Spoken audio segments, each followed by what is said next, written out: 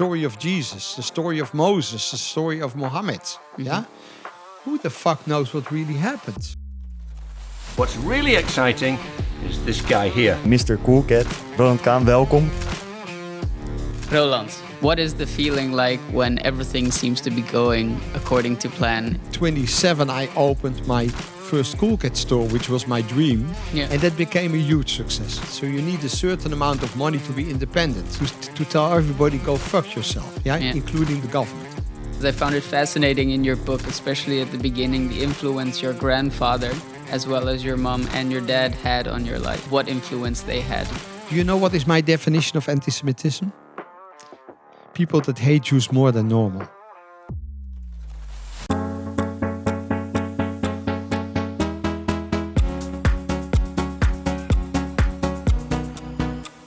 Roland, I've been very excited for this particular podcast for a while. But first, before we get started, I start all my podcasts with the same question because usually it clarifies how the rest of the conversation is going to go. And that question is, are you happy? Oh, I'm very happy. Yeah. What, in your opinion, is required to live a happy life? To be able to let go, to be able to see the positive in everything, to enjoy the sunshine, to enjoy the rain, to enjoy waking up, to enjoy seeing your baby trying to make noises that look like trying to speak, to acknowledge your own greatness and smallness, to see how you're just a very little spot of light into the big light of the universe, to... Does sound then like there's a trend there of enjoying the little things. No, enjoying everything. Yeah, but the big things are not bigger than the little things. Right. Do you think we should chase happiness? No, we should just enjoy happiness. Beautiful. For this podcast, I have a guiding research hypothesis that passion gives purpose. What are your thoughts on that? Definitely. I think that's a very nice sentence. Passion gives purpose. I think it all starts with a dream. I think we're all human beings from the universe that have a different programming. So each of us is unique. The only issue is to find your own uniqueness, to see where is my strengths, what are the capabilities I'm born with, and how do I develop those.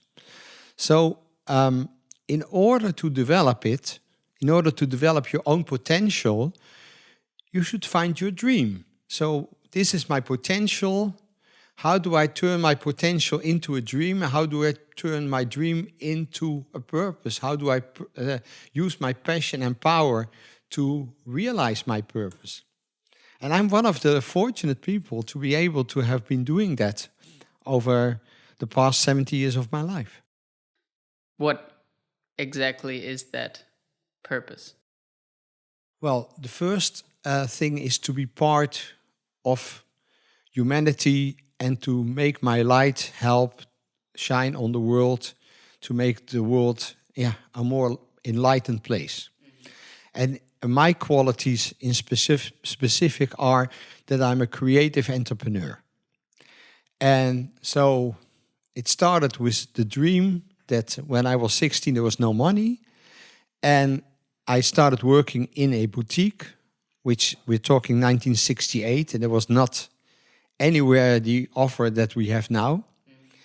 And I thought, wouldn't it be great to have a brand, a teenage brand for teenagers that have little money and where you can create a product with value for money. So it's fun, fashion and trends at better prices than other brands. And so when I knew that dream, everything I did after my 16s was to focus on realizing that dream. And so actually I found The Secret when I was 16. There was no book called The Secret, you know? No, exactly. Yeah, and of course, The Secret is an American version of that realization.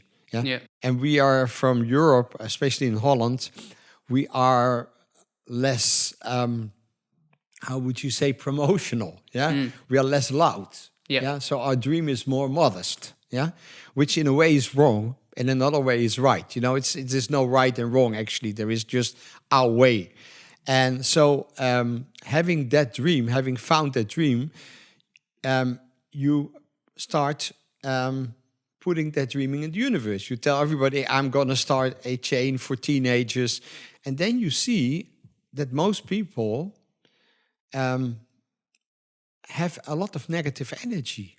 So very few people encourage you, and a lot of people try to put you down. And in my character, there is this mechanism that as soon as people start trying to put me down, it gives me the energy. So they give me the energy and I step onto their negativity and grow. Where do you believe that that character comes from?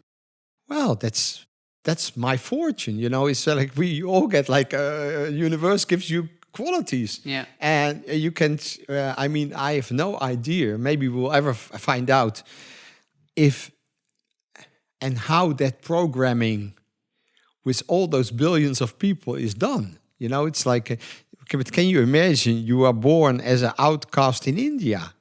No. So we are born under extremely lucky circumstances, although my background is not that lucky because I came from a Jewish family. I was born in 52 and I had hardly any family because the Germans, with help of the Dutch and help of most people in Europe, unfortunately, got all killed. Yeah, so we were having this luggage of everybody trying to kill you, and then the people that survived, they even tried to tell them, "Shut up, because you have to be fortunate that you survived." Yeah, exactly. So,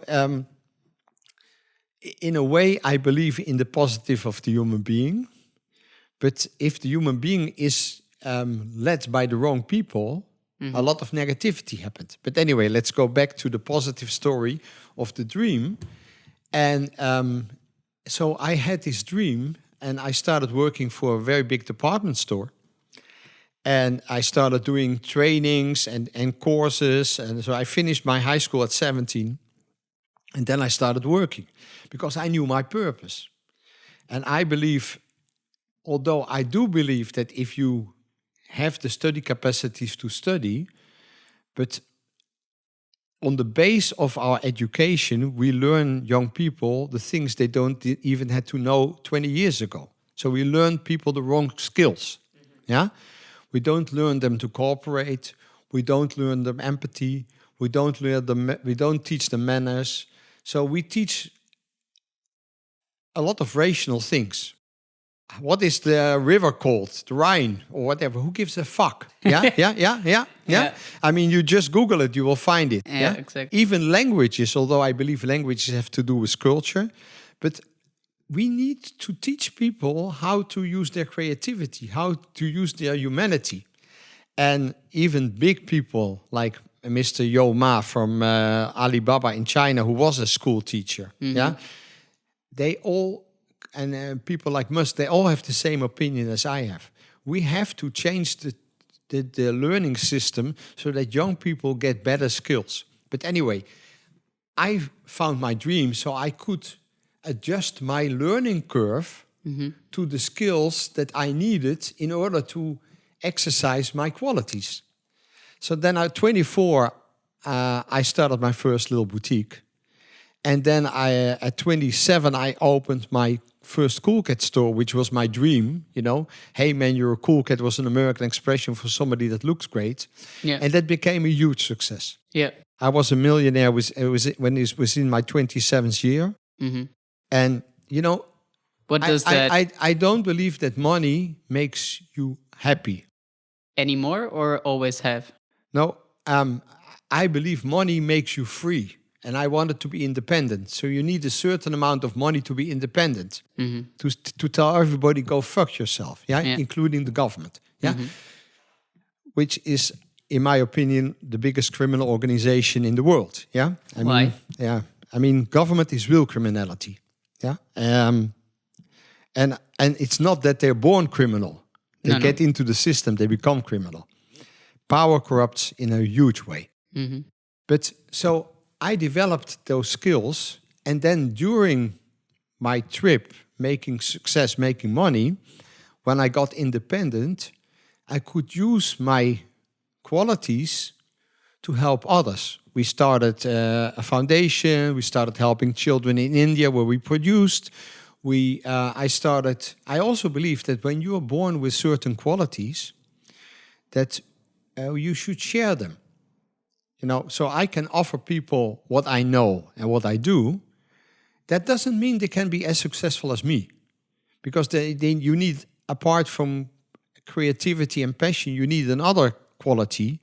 I call that quality power. You need to have endurance. You need to have the willpower to make things happen. So you will fall, you'll make a mistake, you have to stand up. And you have to dive, and you have to get hit, and you have to get up, and you have to get over the wall and run and put a lot of energy. When I started, I used to work 80 hours a week. Mm-hmm. Now, if people want to achieve the same or more, they either have to be a lot more intelligent and a lot better organizers than me, Mm-hmm. or they need to be able to work as hard. And probably they have to do both. Yeah? Because when I started, life was a lot less competitive than now. I mean, the more the society develops, the more rules the government creates, the more difficulties entrepreneurship encounter, the more difficult it gets to be successful. And now I'm talking about my qualities. I became an entrepreneur, and then from being an entrepreneur, I started helping in the education system. I became part of the board of supervisors of the biggest fashion school, fashion college in Amsterdam. It's called the Amsterdam Fashion Institute, where we had design, marketing, and management. I did that for 10 years. I started giving lectures at Business University Nijrode and at the University of Amsterdam. So I started teaching people my skills. Yeah. Yeah, I told them what I knew. Do Yeah? you think you could have worked those 80 hours a week if you hadn't loved what you did? Well, I've never worked one day in my life. Because that's a red thread that I've so far been seeing in the people I interview. Because obviously a lot of people shout about, you need to work hard, you need to do this and that and stay at it, be consistent. But I feel like one of the main reasons why people struggle with that part is simply because they don't love it, because you don't get taught to figure out what you love. Absolutely right. I agree 100%. But you see, most people are living dead. Yeah? So the Roman emperors already said it. Give people food and play, and they'll be content. Now, I select a few groups of people. The biggest group of people in the world are spectators. They sit and they look at the match. Yeah? Whether they sit on the couch, or they used to be in the Palisadium, or wherever they are, or they're in the stadium, they look at the match. And they're spectators. But they're not part of the match. Then there's a second group. In Holland, the group is quite big, and it's the commentators. They have comments on everything. And now with social media, it's huge. Yeah? All these little misery, all these people that are frustrated in any way, in every way, that have not been able to develop their own qualities, they comment on other people, whether it's out of jealousy or it's out of their own frustration. Anyway, they are commentators. Yeah? And then you have the third group, where I'm part of, and they are the players. They play the match. Now, when you play, you're part of the game. Yeah. Now, when you're a good player, you can control the game. Now, the next step, so those are the three main groups. Then the next step is, as I grew my business, at a certain moment, there's 6,000 people who work together with me directly, under my payroll. Yeah. But there were over 20,000 people all over the world making products for us. So directly, we were responsible for 6,000 families. Indirectly, we were responsible for 26,000 families. Yeah. Well, that is in a certain way a responsibility. Clearly. Okay. Now, if you are having such a group of followers, in a way, you are a leader. But you have different type of leaders. Now, the leaders I like are the coaches. Yeah. So a good player can become a coach. When you're a coach, you lead the team. Yeah. Yeah, but already in the team, you can be a leader. Like you can be chosen to be the leader of the team. Yeah. They're called the captain. Yeah. So you start as a player, you become a captain, and then from a captain, you become a general, which I call a coach. Yeah. Yeah. Now, the real good coaches can also become leaders. Yeah. So you are a leader in a way, but if you run the whole football club, then you become the leader of the coach. Yeah. Yep. But first you have to be a player. Yeah. Yeah. There's no way you can be a coach if you haven't been a player. You understand? Yeah, I do. I get it. Yeah. Now, the problem happens when people that have not been players become coaches or become leaders. Like you see, most people that now are in the parliament, they have no fucking idea what the society is all about. No. They have no fucking idea. They go to university, they study the history of political, or they come with, they have no idea how you make money. Yeah. When they make laws, they have no idea what the laws are about. They don't take the trouble to go and find out what the results are. So we get a society with huge amounts of rules that don't function. Do you think that's not our fault? Of course it's our fault. Because at the end of the day, we decide who's in power. Yeah. But at the end of the day, we don't. Why? Because it doesn't matter who we choose. Why? Because it's all the same bullshit. Yeah. It became a elite that runs the country, whether we run it over left or right. And what you see is that we had great politicians that were connected to the society, but then these group changed into people that came out of the what I call the big mouse groups. So now it's more important to have a big mouse than to have substance. Yeah. So if you have a big mouse and you protest against somebody, or you protest, you make a lot of noise, then people say, "Oh, it's careful. You give him space." Yeah. So we give the wrong people space. Right. And of course there will be a reaction. It will not last. Like everything that goes wrong, it goes back to right. But at this moment, it also leads to a huge extremism, and we are going back in history. Yeah.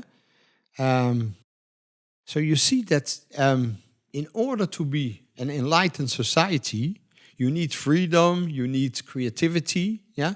As soon as you try to kill that creativity and that freedom, then you get a dark society, because you kill the light. You get my point? I do. I'm just processing.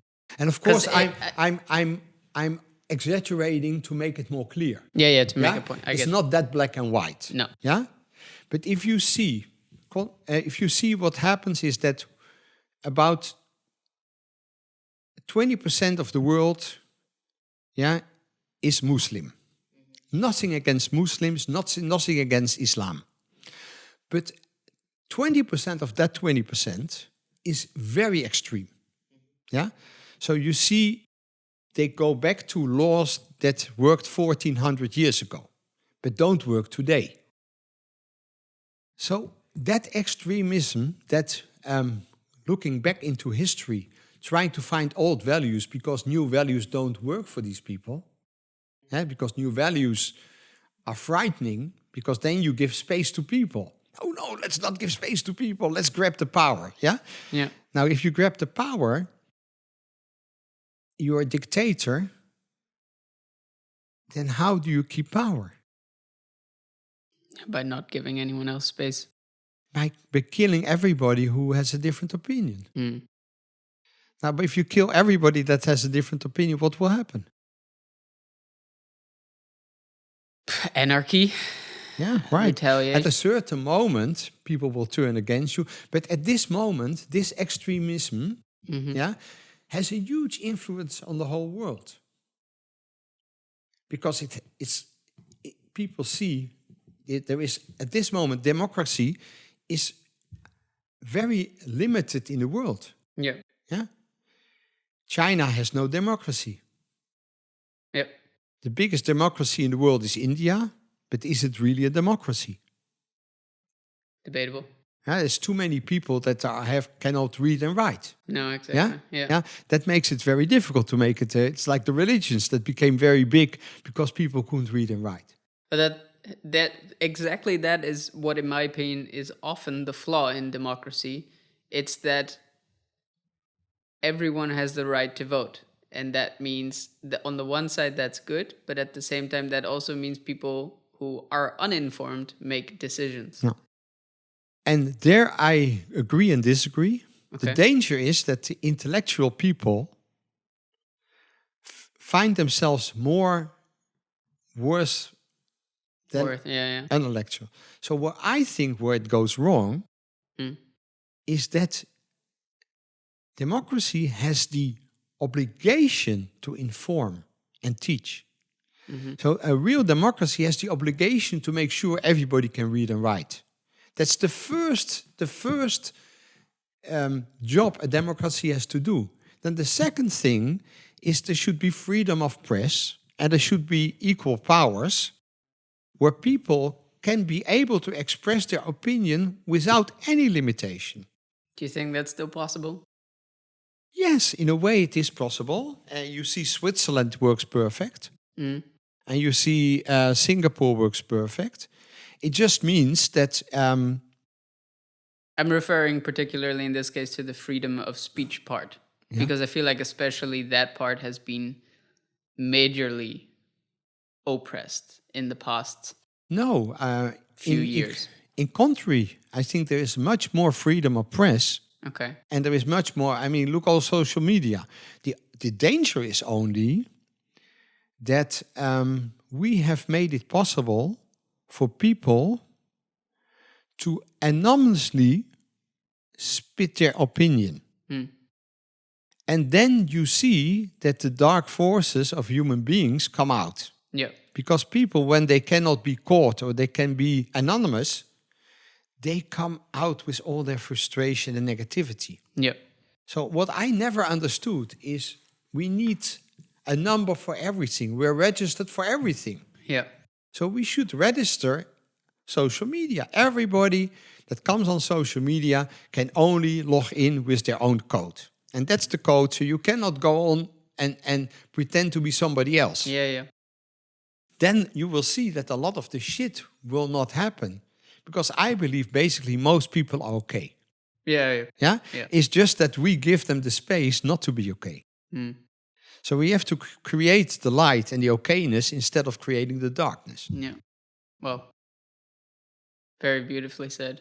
I totally see that. I think also seen a few times where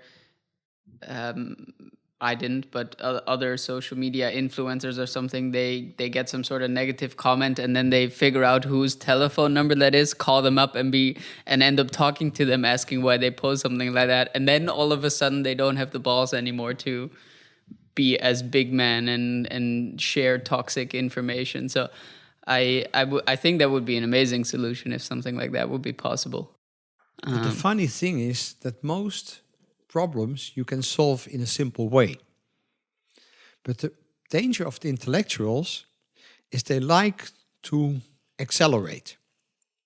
And they like to be special. So what do? They make the society so complicated that even they don't understand anymore. Yeah, exactly. Yeah? Yeah. You understand what I mean? Yeah. So I'm so brilliant. I'll make a very complicated formula. Now I don't even have a fuck idea what I did, but I'm not going to tell everybody. No, exactly. Yeah? But I'll pretend like I do. I pretend. So we became a society of pretenders. I want to go back a little bit in your story because I found it fascinating in your book, especially at the beginning, the influence your grandfather, as well as your mom and your dad, had on your life. Explain a little bit, for those who didn't read your book, what influence they had. Well, first of all, I invite everybody who reads Dutch to read my book, because the proceeds of the book go to cancer research. I'm a cancer patient as well, and I am one of the fortunate people that will survive. But we do need a lot more research in order to get this disease under control. But I come from a Jewish family. I'm strictly non-religious. I don't believe in religion, but I respect everybody who thinks differently. Also because of maybe the war and the background. But anyway, after the war, our huge family was decimated. In Holland, 95% of all the Dutch Jews got killed. And that is not because Holland was such a fantastic country, because we are, together with Ukraine, the country with the biggest number of victims in the Jewish population. That says something about the Netherlands. But anyway, let's go positive. So I came from a Jewish background. My grandfather came from a German background. My other grandfather came from a French background. 2 grandmothers were Dutch. And we lived in Holland, in Netherlands, after the Second World War. And my grandfather had a garment factory, and his son-in-law, my father, took over that factory. That wasn't that successful.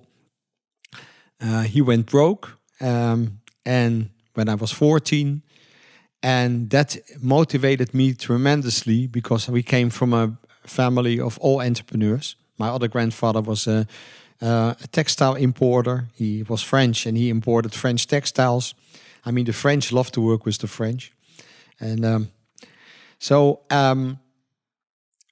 I started my own business, as I already told. And I was mainly very motivated because my grandfather was always positive. He always saw possibilities in everything. My father was a dreamer, and he was a real war victim. He was 12 when the war started. And I saw that also in my generation. I was born in 52, but the whole generation born after the Second World War, they were really victims. Most of my cousins that survived, or my brother, got real mental problems. So I was very fortunate because of my dream and passion that overshadowed all the negativity. Yeah. So in a way, I was looking at all these. For instance, I am the only out of 5 nephews. Mm-hmm. Yeah? My father's family survived because they moved to France, where they got a Catholic identity. Mm-hmm. Because of their connections with the garment industry, the fabric industry, who had a connection with the Vatican, who knew in 1939 already that the Germans were planning to kill all the Jews. Mm-hmm. And they didn't do anything.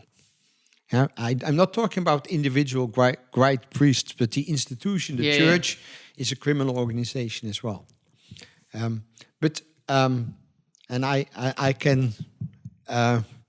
I can justify that. I can show proof. But anyway, so I after the war, I came from a background of people that got hit by society, that got hit by governments. Yeah, so that made my trust in the government very little. So I wanted to be independent. I wanted to be able to move to whatever country necessary. Yeah. Then for us, a great thing happened. The State of Israel was founded 4 years before I got born, which meant that in the past, Jews could go nowhere. Yeah, when the Spanish king decided to kill them, 300 of them could flee to Amsterdam in 1700. Yeah, only 300 got the permission. Yeah, so the whole society was anti-Jewish, because the Jews killed Jesus. Yeah, no, the Jews didn't kill Jesus. Jesus was the only Jew that became God. Yeah. So, but that's a different story. So, out of that background, it created a strong drive to be independent. Yeah, and to be able to go wherever I want to go. Yeah, tomorrow I can take a private plane and go to Israel if something really bad happens. Yeah, but I also make money, a few million a year, in the United States. So even if everything goes down here, now, in a way, that way of thinking happens because we saw what happened. Yeah, we saw that people can take away everything you own and even kill you. Yeah, and 95% of the people were looking the other way. Yeah, so that doesn't mean these people are bad. You understand what I mean? The system is bad. Exactly. Yeah? Okay. Now, that helped make my character. And in another way, it also shows the beauty of what can happen, because I still believe that 95% of all people, if being motivated in the right way, will do the right thing. Yeah, because I just found fascinating when looking at what you said at the start, that you were lucky in a sense to be born the way you are with the characteristics that you have. And yet this particular story also, when I read it in the book, to me seemed like you were almost molded into this person. The circumstances around you made you into this person. That's why I'd be curious to know whether you believe in nature versus nurture, and to what extent. Well, both. These were the characters, these were the circumstances. Well, you can make the circumstances decide what happens, or you can look at the circumstances and change them into by your own willpower. So the circumstances gave me a certain background, which then you have to use for the best, for yourself. And I believe in a world that works for everyone, out of love, tolerance, respect, and cooperation. Yeah, but it also means that people have to take responsibility. So I took responsibility for my own life, and it worked. Do you still, even though you say you're not religious, do you still associate yourself with that group of like the Jews? Do you feel a certain connection to that? Yeah, well, this makes the story quite interesting. Okay. I mean, we were a people, and the people were based on the religion.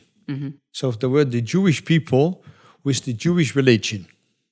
But the Jewish people, there were 12 tribes, they were spread all over. We found a tribe in Ethiopia with Jews as black as you can imagine, but living according to the oldest Jewish traditions. We found a tribe in China, completely assimilated, Chinese people. Yeah. And I have a joke about that, because when I was in Hong Kong, I'm not religious. I was not religious, but still I like the traditions of my culture. Right. So I'm part of the Jewish people. Very proud of my background. Yeah. But fortunately, I'm spiritual. So I see how religions existed. Did you read the books of Yuval Harari? No. Very interesting. Okay. Homo Deus. First book is Homo Sapiens. He's a historian, professor at the University of Jerusalem. He's living with a man. He explains in Homo Sapiens how religions existed. And why we all need stories. Because religion is a story. The story of Jesus, the story of Moses, the story of Muhammad. Who the fuck knows what really happened? And then the stories get distorted by people. I see people on Sunday, God says this and God says that. Now, who the fuck are you to talk about God? Who are you to say? But they believe in their story. And other people are willing to follow because we have leaders and we have a crowd. So that's, yeah. Now, if the leaders do the right things and they live out of the religion, out of love, it works perfectly. But if they live with the sword, it works terribly. Yeah. So my background, my Jewish background is I'm part of the Jewish people. I'm part of the Jewish tribe. Yeah. Yeah. Even worse, I'm a Khan, Koheni. I'm a leader. Khan means ruler, leader. You have the Aga Khan, Genghis Khan. So whether it come from Mongolia, Khan means king, Yeah. ruler. So I come from the Jewish leaders of the tribe of Judah. Yeah, and now the great thing with DNA, which is the human how we develop our technology is amazing. That now we can go back. Yeah. Yeah, and we can find our roots even thousands of years back. It's amazing. Yeah, so. Or I paid too much and they told me a bullshit story. Yeah. But anyway, my story goes back to the leaders of the Jewish people. And I'm a born leader. Yeah. So I developed as a leader. Yeah. And I'm a very strong protector of the Jewish state. Because there's 80 Muslim states and there's one Jewish state. Yeah. And this state will guarantee the survival of the Jewish people, which there's only 15 million. Yeah. Now, these Jewish people, a big part of them are not religious. But we're all bound by our background. We are bound by the fact that other people hate us. Do you know what is my definition of anti-Semitism? People that hate Jews more than normal. Okay, yeah, I get that. Yeah, because people are born and educated with anti-Semitism. I would like to, I believe the educated part, but born with? Why do you say born that? is the wrong word. Okay. Yeah? But if they are born in a family out of anti-Semitism or a Catholic family where you learn that Jews killed Jesus. Yeah. Yeah. Now, if I believe in Jesus, he's my God, and you killed Jesus, what are you? Yeah. Yeah. So for hundreds and hundreds and hundreds of years, yeah, whether there was a disease or a Catholic priest killed a kid because he fucked a kid, yeah, then the Jews killed the kid and put the blood in the matzahs. In the what? The bread that is it's called the matzahs. Yeah. Now people believe those bullshit stories because the priests told the story. Yeah. Now the pests came. The Jews spread the pests, not the rats, not their own uneducated behavior with hygiene. So people have been spreading stories.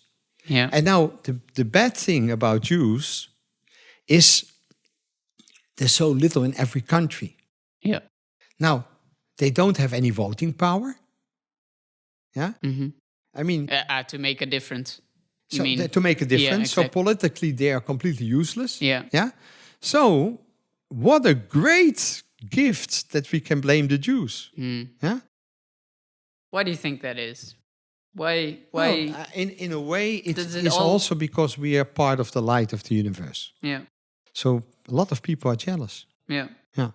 If you see out of 15 million people, yeah, how many people live in the world?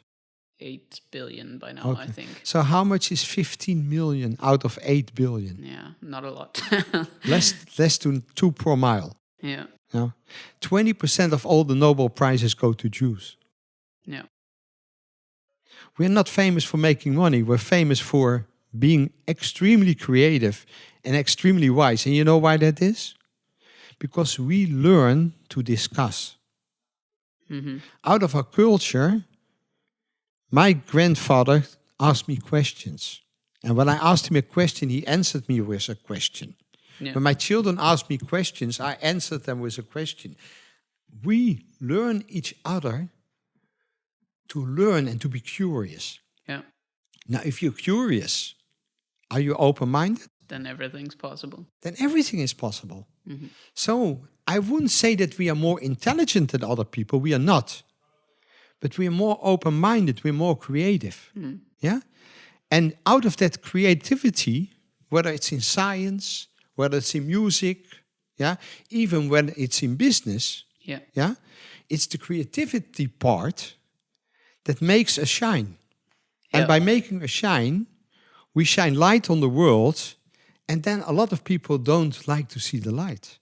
Yeah. It instantly reminds me of Ron said the same. Ron Simpson, you know him. I spoke to him as well. He's an amazing guy. Yeah. I love him. And he also, he mentioned that his approach, he also would consider himself a creative entrepreneur, and that He is a creative entrepreneur. he tackles things by saying, if A and B isn't there, I make a solution C.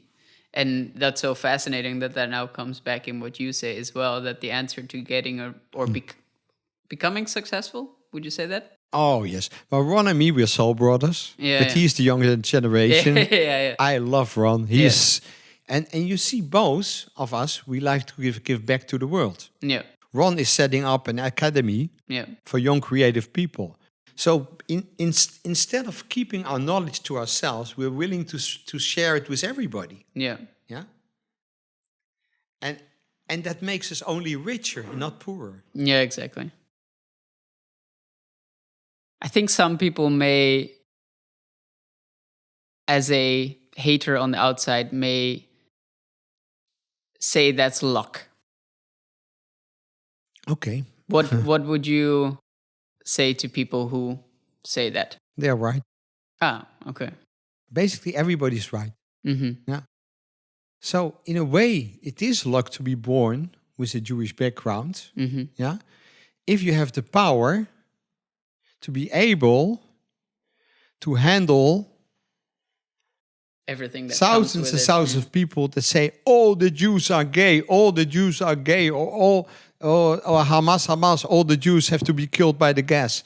If you're willing to take that role, yeah, and you call it lucky, then I wish everybody that luck. Yeah, and in a way you're lucky because you stand out in the crowd.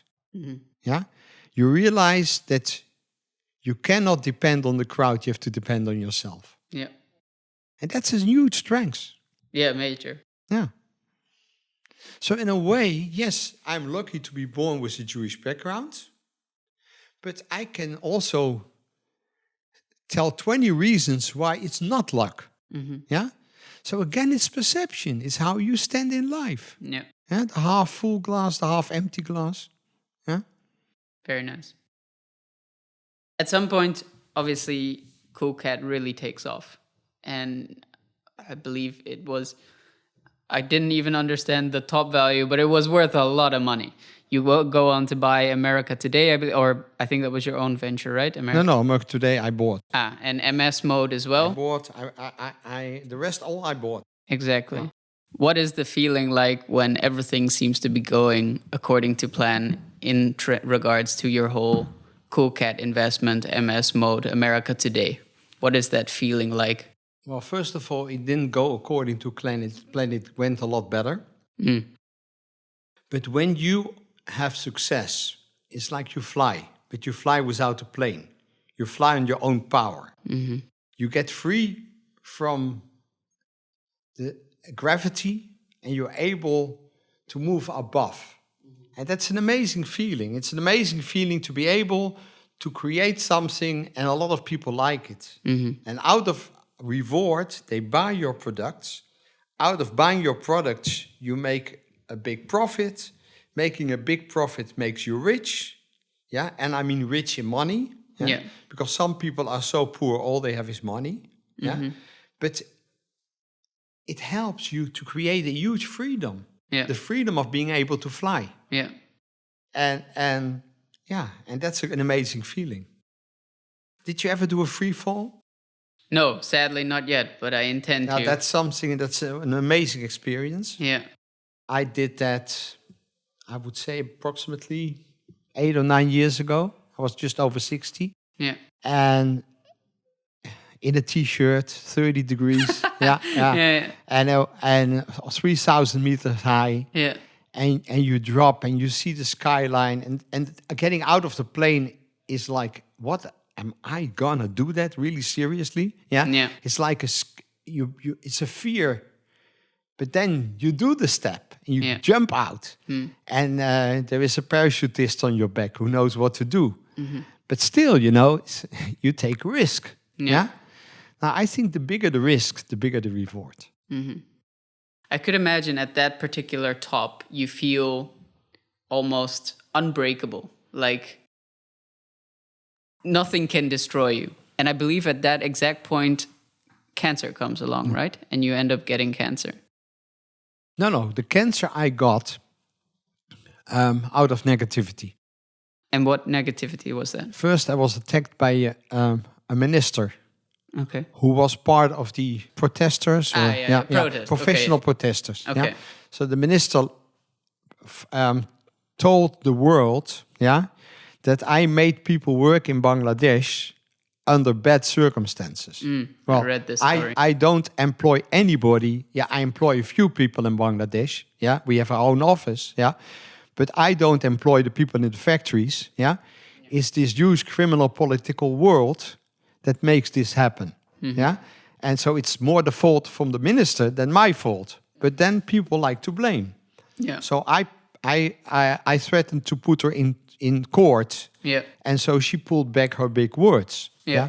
But people always like to blame. Yeah. Yeah. So that gave me a huge amount of stress because I felt I worked so hard. I paid over $1 billion of taxes. Yeah. I put so much effort, and I found this so unjustified. Yeah. To criminal level. Yeah. Then I had a very negative girlfriend, a gold digger, who not only took my money but also my honor. And well, I don't want to go into it too deeply. And I mean, it was an episode, and I had so much stress that I developed cancer. And then I had to fight cancer, and that fight, it looks like I won that fight as well. Yeah. So again.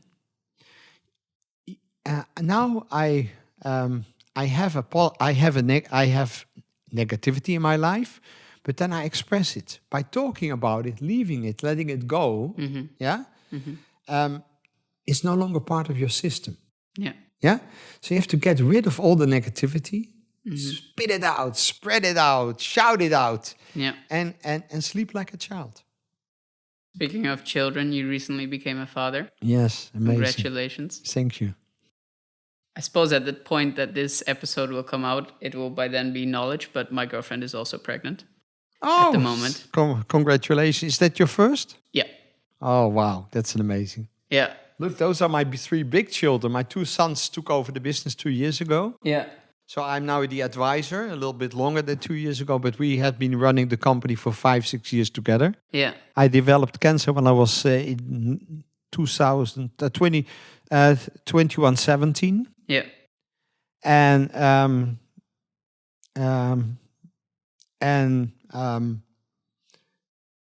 so that actually at that moment I should have handled the business, but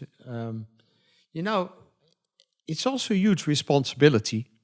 All these people, but actually everything that is good you always do too late, and everything that's bad you always do too early. It's always better. But anyway, my children make me very proud. My daughter is now taking over my job in our foundation where we do charity for children. And so my 3 big children, my 2 sons, are going to be 39 in this month. And my daughter is 31. And now we have the little daughter from my second wife. And her name is Jayla Evelyn. Evelyn was the name of my mother that unfortunately died 2 years ago. And she's an amazing little girl with a lot of spirit. My first wife was Chinese Indonesian with a Catholic background. My second wife is Suriname. She is independent entrepreneur. Actually, when I looked at changing my life and really going for soulmate again, and put the focus on that, together with my Kabbalah teacher. I've been studying Kabbalah for a few years, and basically studying and learning about spirituality, whether it's Hindu spirituality or Muslim spirituality, Sufi, or it is spirituality coming from the Jewish background, Kabbalah. All spirituality has the same roots. It's amazing. And more you dive into it, more you see that wisdom comes from the same place. And so in a way, I focused on a soulmate. And what was very important to me, somebody that was financially independent, but also somebody that was intelligent enough to make our life interesting. Right. Because intelligent people, and I have nothing against, intelligence is not one thing. It's subjective. You have intelligence in many ways. But what I mean with intelligence is people that are challenging, people that are curious, people that have knowledge, people that are able to read, people are open-minded to look at another opinion. Now, I found a woman that is as direct as me, has the same sense of humor as me, but we come from totally different backgrounds. She comes from Suriname background. I come from Ashkenazi, a white background, you could call it. But we are born soulmates, and we recognize that. And beautiful. And so then having a child together, and also she had to face many things. When you are a young woman and you marry or you get together with a guy that is twice your age, you have to be courageous, because that is one of the many dogmas that we create in this society. We tell people what to do, how to live, and what is right and what is wrong. But the people that tell other people what is right and wrong have no idea what they're saying. And they are not putting energy into their own life. But anyway, that's part of life too. So then also you have to be able to go, okay, whatever. But again, that makes life challenging too. We never took the easy way. And my second wife never took the easy way too. But together we have the easy way. And together we can laugh on all the bullshit. And it makes us even stronger. Is there any advice then, from a experienced father to a father-to-be, that you have for me? Never take your child for granted. Treat your child from day one as an adult. Okay.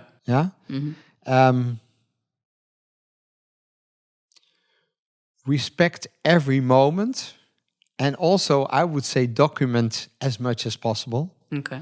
Because it goes so fast. Our daughter is 14 weeks. 14 and a half weeks. And now I have so much time on my hands, so I've been able to follow this process so much closer. And it's like, I think a child is the biggest gift you can have. And it's an ego trip, because in a way you see yourself. And in another way, the child is independent. It's an independent soul. And whether the philosophy is that the child chose you or you chose the child, I don't know. But the great thing is, you don't own the child. The child is in your care. Exactly. And the more love and energy you put into it, the more love and energy comes out. So don't expect anything back. Just give as much as you can give, and put as much. My first daughter, Joelle, when she was 4, I tried to correct her. I'm not such a good corrector, Okay. Because I see the sense of humor in everything. I tried to correct her, and then she looked at me, says, "Daddy." Anyway, she said something in the sense that made me aware, that I had no right, to tell her what to do. So in a way, she corrected me, said, listen, that's not your role. Yeah, it's my role to choose. Yeah. And in a way, we have to help educate the child. We have to make a child see what is right and what's wrong. Yeah. So we have to be very, very aware of the dangers that are looking for our children, and we have to protect them, Yep. but we have to give them all the space to develop the way they want. Good advice. Huh? Good advice. Well, Thank you. I wish you a great journey, because becoming a father is an amazing journey. Yeah. Yeah. I'm very excited. And when is the child to be born? 19th of June. 19th of June. Are you kidding me? Yeah. I'm born the 20th of June. Yeah. Well, there you go. So the child will be born under the sign of probably Gemini. Probably. Yeah, Gemini has two sides. Mm. Yeah, Gemini is the yin and yang in itself. Okay. It's an exciting sign. Yeah. Yeah, we are very excited. Do you believe in astrology? More than I used to. Yeah. I've seen amazing things in astrology. Yeah. Okay. Yeah. Such as?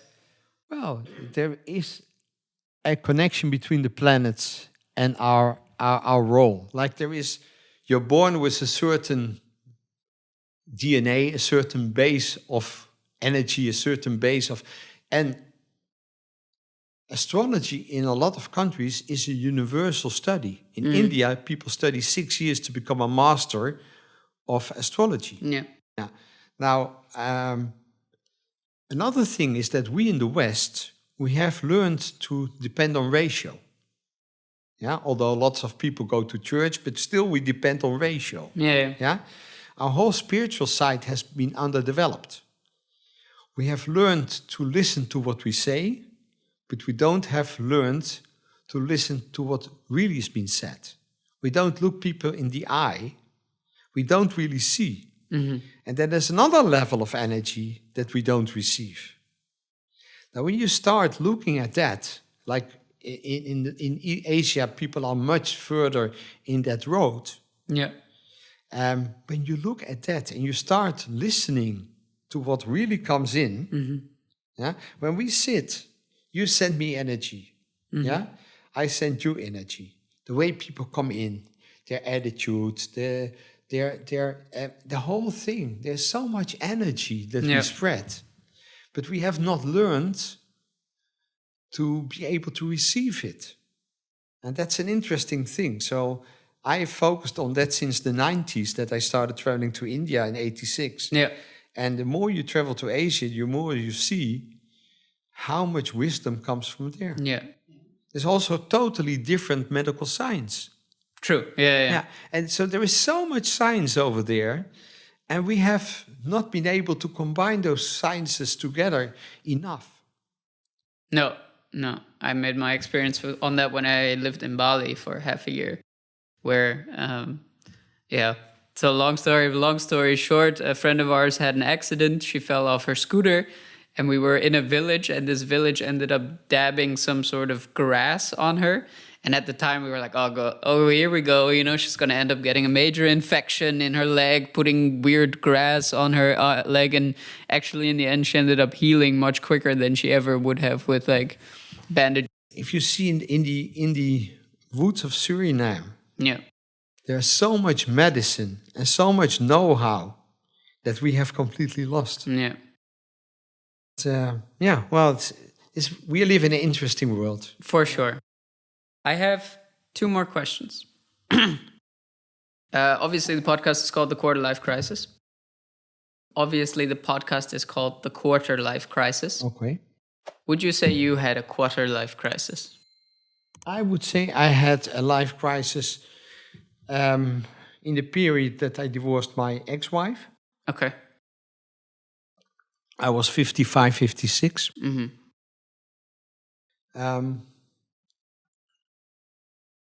I always had the feeling that I wanted to be a teenager in a mature soul into a 25-year-old body. Mm-hmm. That last didn't work, unfortunately. But so in a way, I think I killed with the crisis, I killed my first marriage. Okay. In another way, I don't believe that people are not a lot of people are made like people used to die 40, 50, 60. Now people die between 80 and 100. Yeah. So I don't believe people are made to live 60 or 70 years together. Yeah. Yeah. There is, when you have you develop, and not some people develop together, other people develop in a separate way. So some journeys you make for a long time, other journeys you make for shorter time. And so in a way, I think my midlife crisis, where I try to be extremely young and be very attractive to women, and whether I was attractive because the power I had, or the money I had, or whatever I had, or my energy, it's always different. Yeah. But I think I had that crisis, Is there any advice for those that are, let's say, in the beginning of their 20s, trying to figure out what they want to do with their life, how they can figure that out easier? Because one of the main struggles that I also experience myself is that there's just so many opportunities. Meaning I can study business or literally study whatever I want, essentially, study business. And then there's still, I can do anything. Is there any advice there when it comes to figuring that part out?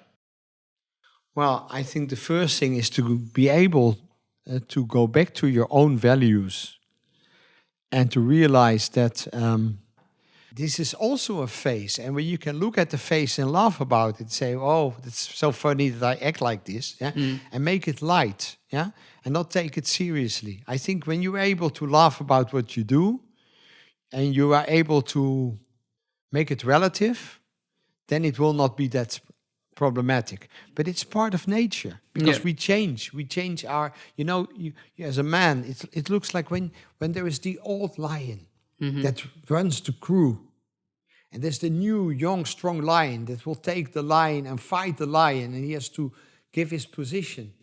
In a way, that is the process you go through as a human being. You were the king, and now the new king comes. And because our whole society has become so much more complicated than nature, but it's more or less the same process. You understand what I mean? Yeah. So it's part of nature, part of your natural thing that you will have that crisis. It is not about the crisis, it's how you handle it. Exactly. Embrace it, almost. Last question. What does the future hold for Roland? First of all, to stay healthy, to be able to overwin melanoma cancer, which looks very, very promising.